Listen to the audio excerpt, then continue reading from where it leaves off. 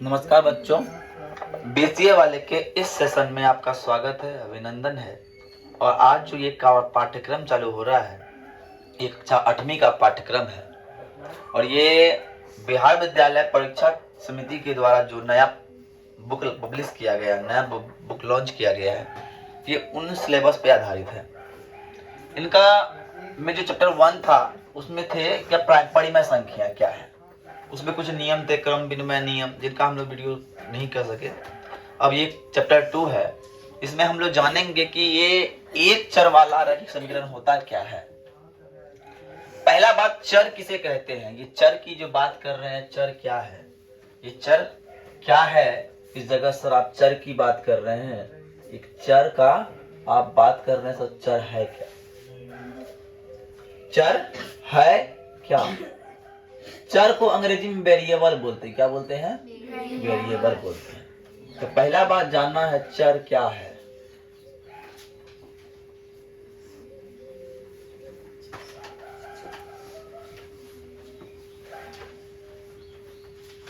पहला बात जानना, चर है क्या। ध्यान समझिएगा, चर जो अपना मान बदलता है। चर मतलब चरना, कभी गाय यहाँ चल रहा है, कभी वहां चल रहा है, कभी वहां चल रहा है, कभी वहां चल रहा है। क्या उसका कोई स्थान डिफिनिट है? उसी प्रकार हमारे मैथमेटिक्स में ऐसा कुछ जिसका मान कोई डिफिनिट नहीं हो। किसी समीकरण में x का मान निकल गया 4 और किसी समीकरण में x का मान निकल गया 5, किसी में 10, किसी में 11, किसी में 20, अलग अलग निकलता है। एक नहीं वैल्यू, x का वैल्यू हर जगह 4 ही निकले, x का वैल्यू हर जगह 1 ही निकले, जो सुनिश्चित नहीं है। y का वैल्यू हर जगह y ही निकले, सुनिश्चित नहीं है। लेकिन तुम्हारे पास एक अगर रुपया अगर है, एक है, तो एक का वैल्यू हर जगह एक ही होगा कि नहीं होगा? हम 1 रुपए का सिक्का लेके घूम रहे थे, हमारे जेब में 1 रुपए का सिक्का था, हम ऐसे घूमते हैं, ऐसे करते हैं, ऐसे घूमते, ऐसे करके घूम रहे हैं। हम गए ऋचा की मम्मी की दुकान पे, उसको बोले कि हमको 1 रुपया सिक्का है, इसे कुछ दे दीजिए। तो क्या ऋचा की मम्मी उसको 5 रुपए मान लेगी? चलो, ऋचा की मम्मी नहीं मानी। हम चले गए सोनाक्षी दुकान पे, तो उसका पापा उसको मान लेगा 10 रुपया? कब नहीं मानेगा? क्यों नहीं माना? क्योंकि जो 1 रुपया है वो चर नहीं है, वो क्या है? अचर है। अचर है, इसीलिए सब जगह उसका वैल्यू 1 ही होगा। लेकिन हम x रुपए ले जाते हैं, उसकी मम्मी 5 मानती, उसका पापा 10 मानता, उसका कोई 50 मानता, तो क्या है, उसका मान बदल रहा है ना। तो चर पहले क्या होता है, जो अपना मान बदलता है। क्या करता है? बदलता है। क्या कहलाता है? चर कहलाता है। जो अपना मान बदलता है, जैसे हम लोग कहते हैं x, कभी भी x लेते हैं, y, z, p, q, r आदि लेते रहते हैं ना, लेते हैं कि नहीं। अब एक चर समझ में आ गया, चर समझ में आ गया ना। और एक मतलब एक के वो चर, हमको 10,000 x है तो x से रहेगा, y है तो y रहेगा, z है तो y रहेगा, और p है तो p रहेगा, और q है तो q रहेगा, x है तो x रहेगा, और r है तो r रहेगा। मतलब हमको बदलना नहीं है, कोई एक के को लेकर चलना है, कोई 2 लेकर चलना नहीं है, कोई एक के लेकर चलना है। ध्यान समझिएगा, जब कोई एक के लेकर चलने की बात कर रहा है यहाँ पे, तो हमें समझिए। और एक बात बोल रहा है, यहाँ पे एक शब्द है रैखिक समीकरण। ध्यान समझिएगा, पहले चर समझिए, अचर भी समझ लीजिए। अचर क्या होता है? अचर इसको बोलते हैं कांस्टेंट।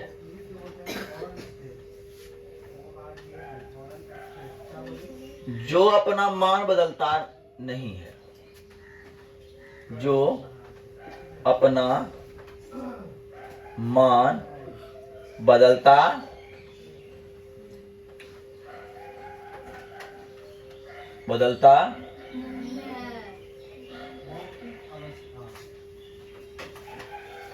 जो अपना मान बदलता नहीं है। मतलब ई कि सुजल कुमार के पास 1000 रुपया था, उन्होंने मुझे मेरे जेब में दिया, तो वो 1000 नहीं होगा, वो 2000। मतलब ये संख्या क्या है? वे संख्या है कांस्टेंट है, जिसका मान नहीं बदलता है। मान लो हम 1000, 1, 10, 20, 5 के पीते थे। ओके, अब आते हैं रैखिक समीकरण किसे कहते हैं? रैखिक समीकरण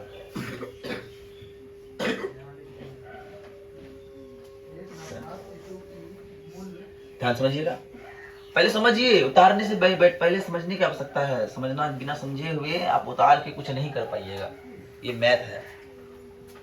आप लोग जब भी जहां पढ़ते होंगे हले 2.2 उठाए, 1 उठाए, पर बनाना चालू है ना। इसका पहले इंट्रोडक्शन होता है किसी क्लास का, बिना इंट्रोडक्शन कैसे नहीं होता है, बस समझिए। तो अब आते हैं सर, एक चर वाले समीकरण क्या है, एक चर क्या है, रैखिक समीकरण क्या है? तो आप लोग जब स्क्वायर करते होंगे, याद कीजिए, उसका जो घात है, घात कितना है? 2 है।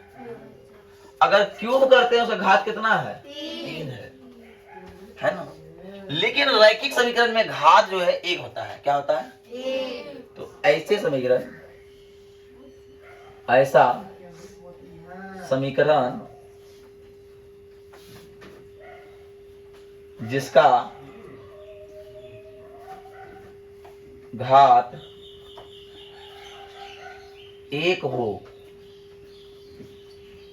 उसे रैखिक समीकरण कहते हैं। तो रैखिक फॉर्मूला क्या होता है? ax प्लस b बराबर 0। क्या होता है फॉर्मूला? प्लस b बराबर 0। यही मेरा रैखिक समीकरण का फॉर्मूला हुआ। ये हो गया मेरा रैखिक समीकरण का फॉर्मूला। जैसे तुम जाओगे 9th में, तुम आप पढ़ोगे द्विघात, त्रिघात, दूसरे 2 को घात हो गया, इस पे 1 घात है तो रैखिक। 1 घात कैसे? यहाँ x पर 1 के घात है।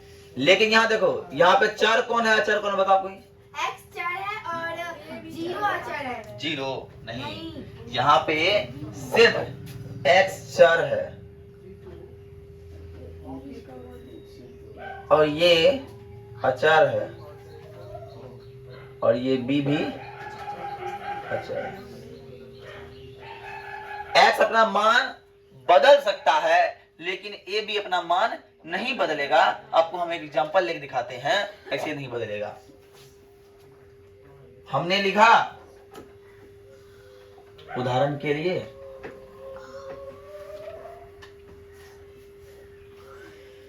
To x plus 2x minus 3 बराबर 0। तो वहां a की जगह क्या है? 2 है।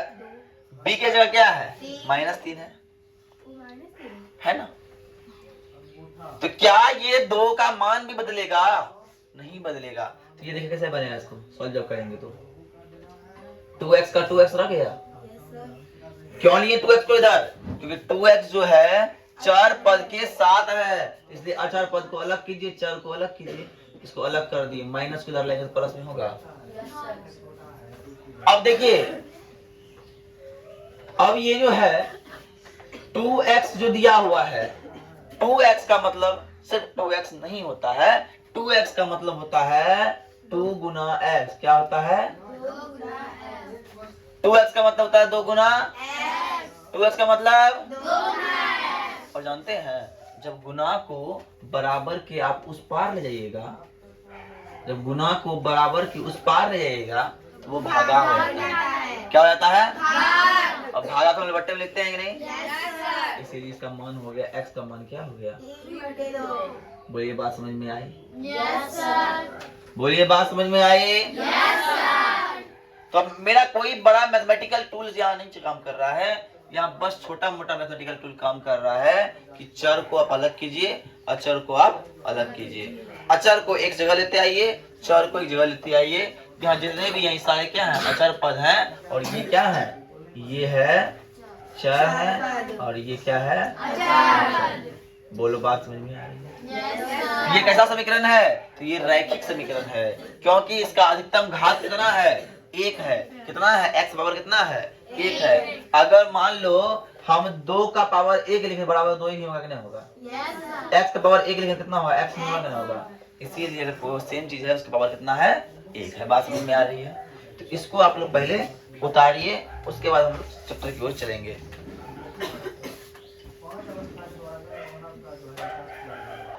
अब बात समझिए, जब आप इसको बनाने या कुछ ट्रिक है, कुछ जो इस्तेमाल करना पड़ता है, कुछ तरीका का इस्तेमाल करना पड़ता है, उन तरीका के बारे में बताते हैं।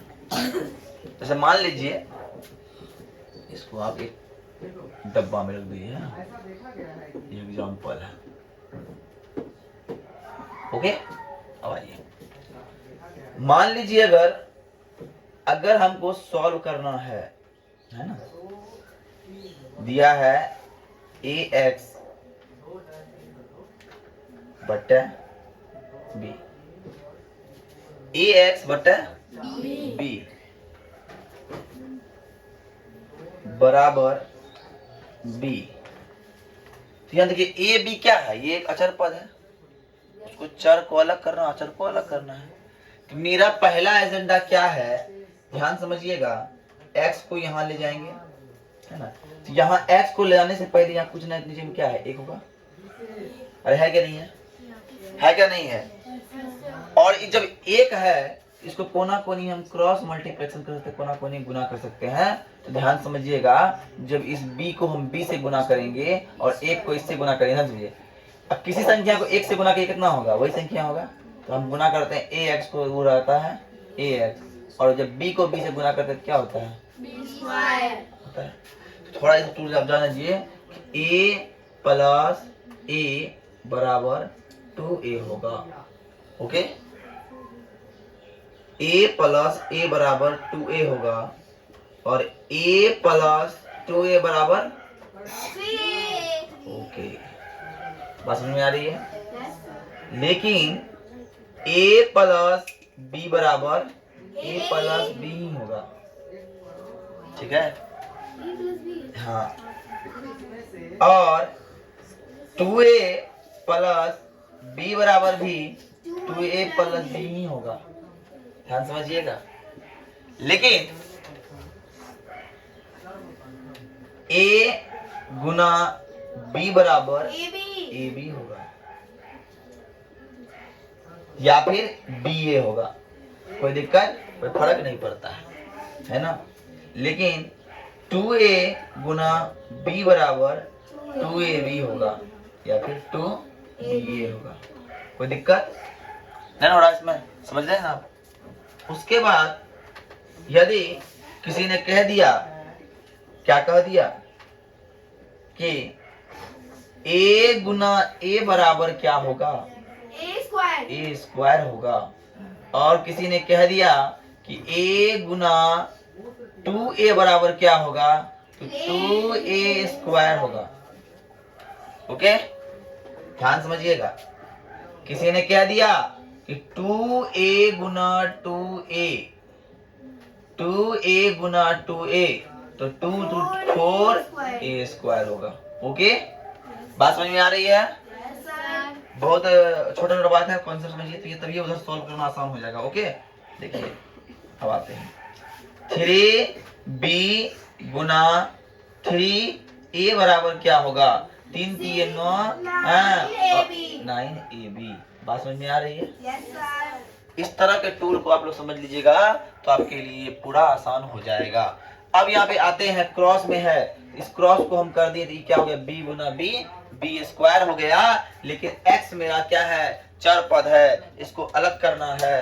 तो x गुना a बराबर क्या है, x a बराबर मतलब क्या, x गुना a, तो हम कह सकते हैं x बराबर बी स्क्वायर का बी स्क्वायर और ए गुना में है तो भागा में आएगा। Yes sir. इसका मान हो जाएगा x बराबर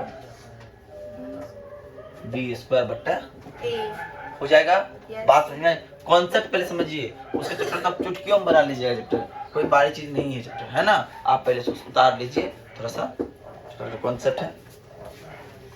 पहले देखिए, पहले बात समझिए, जिसको आता अच्छी बात नहीं आता तो शांत रहिए। पहले ध्यान समझिएगा, मेरा पहला उद्देश्य ये होना चाहिए कि चर को एक जगह लाए और अचर को एक जगह लाए।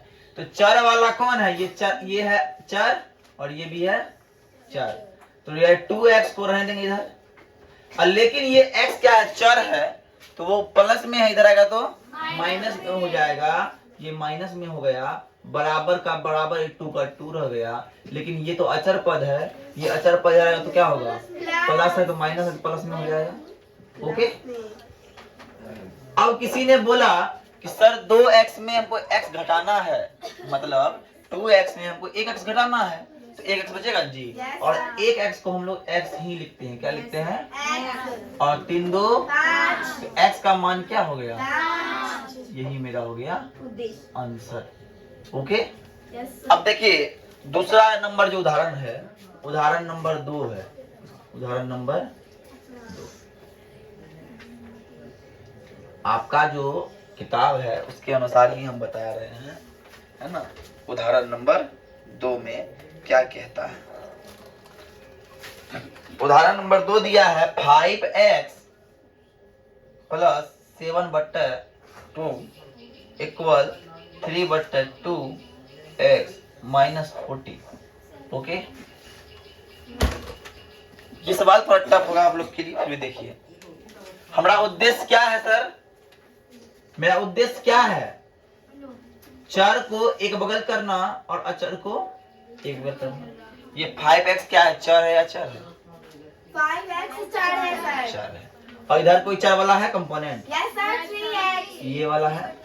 ये प्लस में है माइनस में है? माइनस में। प्लस में है। तो इस साइड आएगा तो क्या होगा? माइनस में। 3/2x। बोलिए कोई दिक्कत? No sir. अब इस साइड के 14 हो जाओ जी, माइनस में है ना, यस। तो माइनस रहने दो। अब इधर कोई अचर पद दिख रहा है इस साइड? Yes sir. क्या है?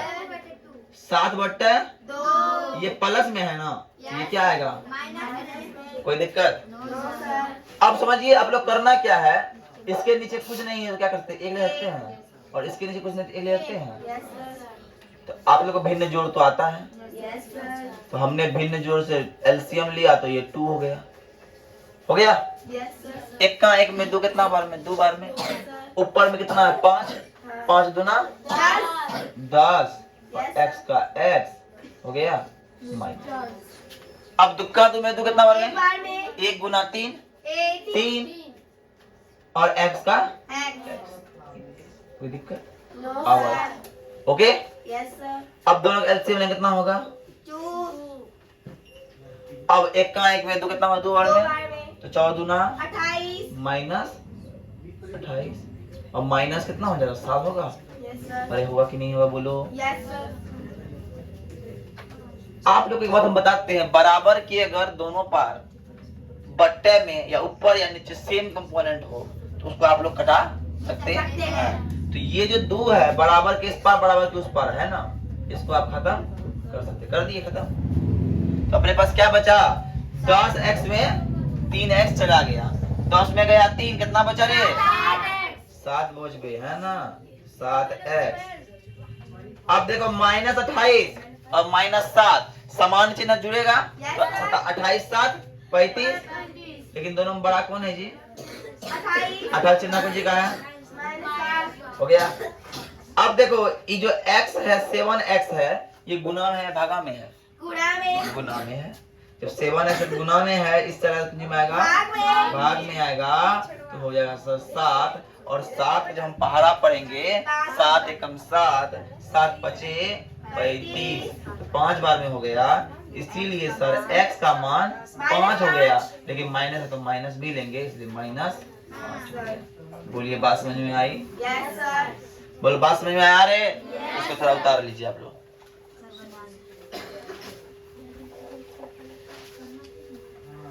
तो बात समझिए।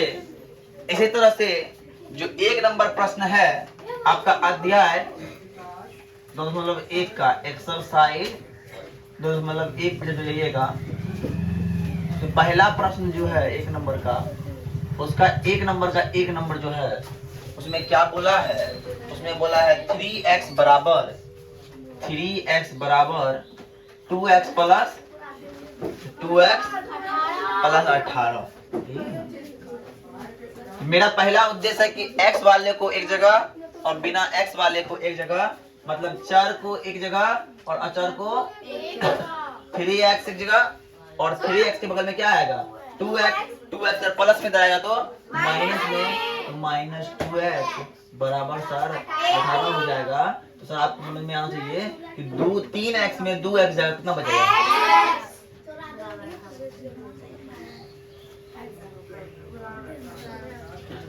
हो गया? इस तरह आप लोग को बना के आना है। तो आज के लिए इतना ही। जय हिंद, जय भारत। जो भी बचिए तो कल हम बताएंगे। ठीक है, धन्यवाद।